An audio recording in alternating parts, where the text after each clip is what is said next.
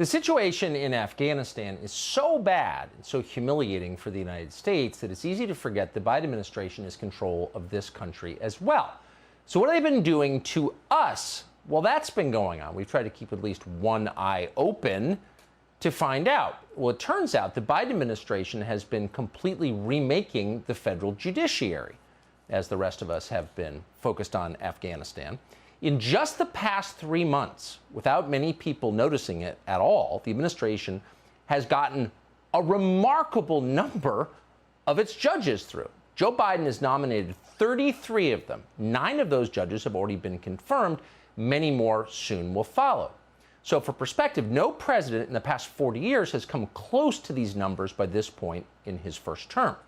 Many of these judges, the Biden administration will admit this, are full-blown political activists. They're not jurists. They're left-wing ideologues. They're people like Myrna Perez, who Joe Biden has just appointed to one of the most important courts in the country, the Second Circuit Court of Appeals.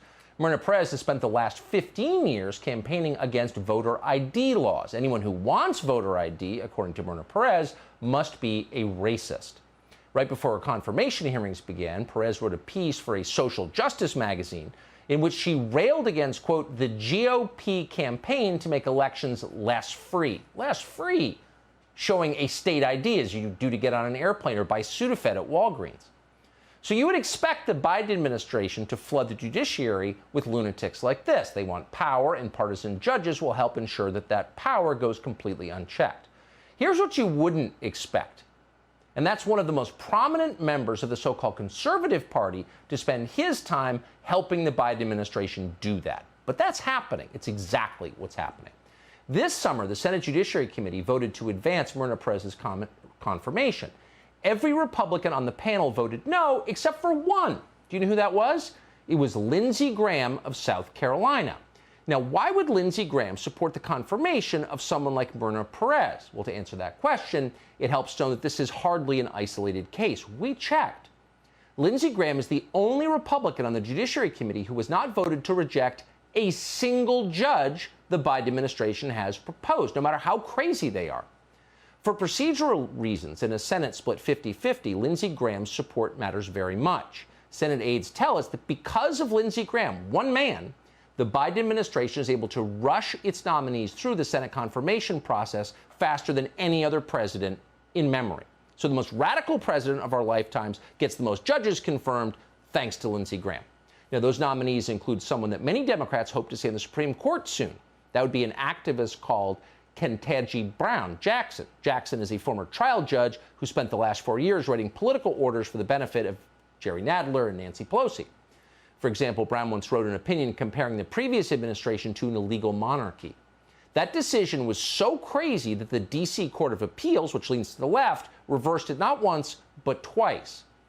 But it was good enough for Lindsey Graham, who voted in favor of Brown's confirmation. That's because Lindsey Graham, who, in case you didn't notice, spent most of last year begging for your money from conservatives at all hours on cable television, has no problem installing judges who hate his constituents. And you shouldn't be surprised by that. A few years ago, Graham admitted in an interview with Politico that his overriding political ambition was to, quote, stay relevant, not to represent his voters or keep the left from destroying the country, but to ingratiate himself with the people in power and advance his own interests. So in that respect, Lindsey Graham has done exactly what he said he would. The question is, why are conservatives continuing to promote him and allowing him to continue to sit on the Judiciary Committee? Well, we would love to ask that question of Lindsey Graham himself. We've asked him many times to come on the show, but he refuses because he's afraid. And that's a shame. That would be a very interesting, fact-based conversation. Hey, Sean Hannity here. Hey, click here to subscribe to Fox News YouTube page and catch our hottest interviews and most compelling analysis. You will not get it anywhere else.